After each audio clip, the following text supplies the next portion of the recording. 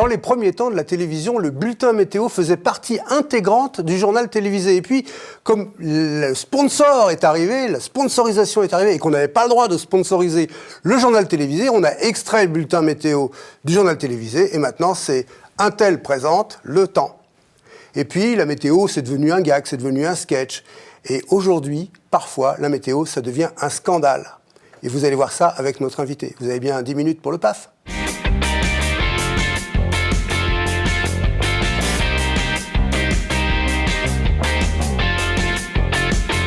Et notre invité aujourd'hui, c'est Philippe Verdier. Bonjour Philippe. Bonjour. Merci d'avoir accepté l'invitation. Oui, merci à vous. Alors Philippe Verdier, vous étiez, on va dire, Miss Météo, si on peut dire, enfin Monsieur Météo sur France 2. Oui, vous sortez un livre aujourd'hui, plutôt vous ressortez.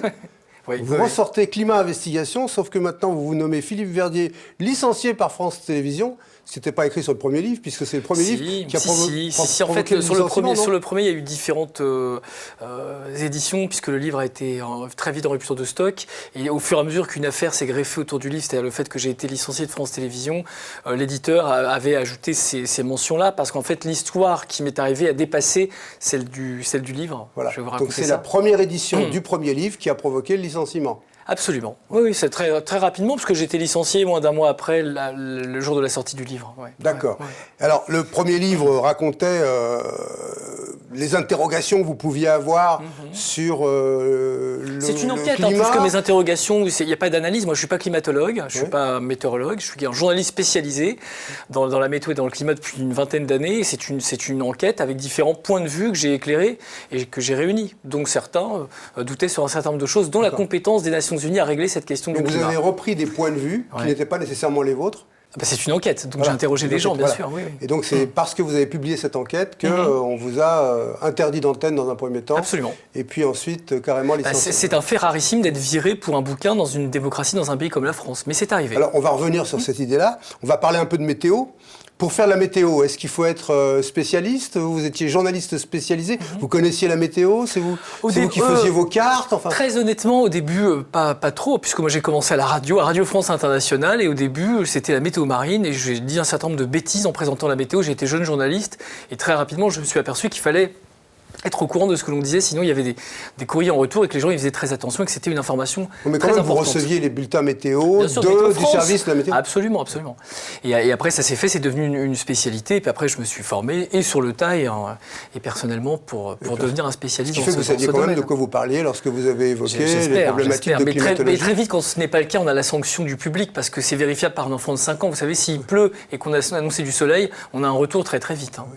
Est-ce que vous avez alors pour la petite histoire, est-ce que, bon alors je ne sais pas, France 2 c'est le service public, il y a certainement une éthique, mais est-ce que vous avez des instructions parfois qui vous disent, tiens, ça serait bien pour le week-end d'être un petit peu plus optimiste, présenter les choses? Non, je crois que c'est un fantasme. De toute façon, public ou privé, dans toutes les chaînes dans lesquelles j'ai travaillé, la chaîne météo, BFM TV. Parce qu'il y a des gens qui pensent que les journalistes météo parfois... Il n'y a pas un office du tourisme qui vous donne une enveloppe sous la table pour dire, il dit qu'il va faire beau. Sans aller jusque-là. Hein. Non, mais j'ai entendu des fantasmes comme ceux-là. Non, on fait son boulot le plus convenablement possible. Après, il y a un lien de confiance. Vous savez, si on raconte n'importe quoi, on peut pas rester à ce poste-là, je pense pas. Et vous avez fait 4 ans, c'est ça, au service météo de France 2 4 ans et demi à France 2, 5-6 ans avant à BFM, et puis avant une dizaine d'années à la chaîne météo, qui était une très bonne école. Ouais. Alors, vous vouliez faire de la météo, ou vous avez fait de la météo parce que ça s'est trouvé comme ça? Est-ce qu'on rêve de faire de la météo? Honnêtement, un peu les deux. Moi, je voulais travailler dans les médias, être journaliste, ce qui est arrivé. Ouais. Et puis rapidement, c'est devenu une spécialité, mais quelque chose que j'aime, pour lequel j'ai de l'appétit, encore aujourd'hui. Encore aujourd'hui. Oui. Alors aujourd'hui, vous ne faites plus de météo, mais vous êtes sur Sud Radio, vous animez les matinales du week-end, je crois. Exactement, c'est une émission qui s'appelle Grand Matin Week-end sur Sud Radio, le samedi et le dimanche. Il y a un peu de météo quand même, parfois, non? Oui, c'est moi qui la présente. C'est vous qui donnez le temps. Et avec les auditeurs, ce qui est donc sympa. vous êtes le meneur de jeu, et pour les chroniques météo, c'est vous. Exactement. Et le reste du temps, vous recevez d'autres chroniqueurs, ça parle de quoi? Et puis le reste du temps, j'ai aussi une entreprise de conseil qui est liée avec la nature, ça s'appelle Force 8 Conseil, et c'est lié avec les écosystèmes, la forêt et l'apiculture. Je suis aussi apiculteur, et l'idée c'est que les stratégies d'entreprise puissent s'inspirer de la nature. Donc c'est plutôt en développement durable, et c'est un projet que je mène depuis quelques mois. Alors ça marche?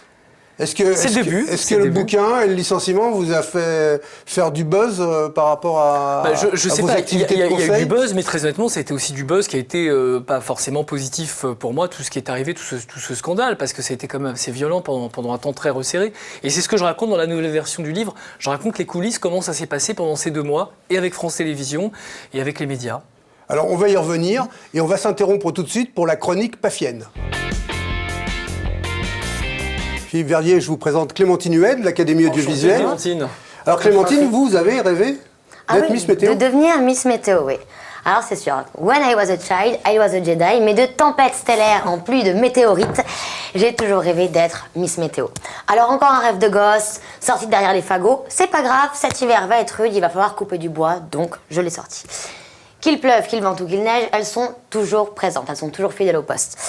Mais quitte à se prendre un déluge de moqueries, autant être dans l'air du temps. Alors, dans l'air du temps, ça n'a pas vraiment plu au comédien Jonah Hill, qui est quand même le mec le plus drôle de tout Hollywood, et qui a fait subir une tollée à Ornella Fleury. Alors, elle a vraiment dû faire l'empoter pour qu'il en perde. C'est la nouvelle Miss Météo du Grand Journal cette année. Exactement, voilà. Bon, généralement, ils en trouvent toujours Elles sont très jolies. Oui, c'est sûr qu'elles sont très jolies. Et parfois très bonnes comédiennes aussi. Oui, c'est vrai. En tout cas, décidément, le temps de Catherine Laborde est révolu et Patrice Drevet n'a qu'à aller se rhabiller.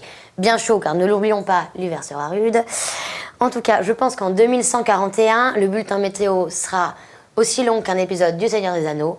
Si nous continuons à agir comme ça avec notre environnement, la météo a de beaux jours devant elle. Mais c'est le cas, c'est vrai, vous Vous avez entièrement raison, parce que c'est vrai que c'est un des programmes les plus regardés à la télévision. Le journal télévisé de 20h est très regardé, mais il y a un petit pic d'audience journalier sur les grosses chaînes TF1, France 2, qui est la météo du soir.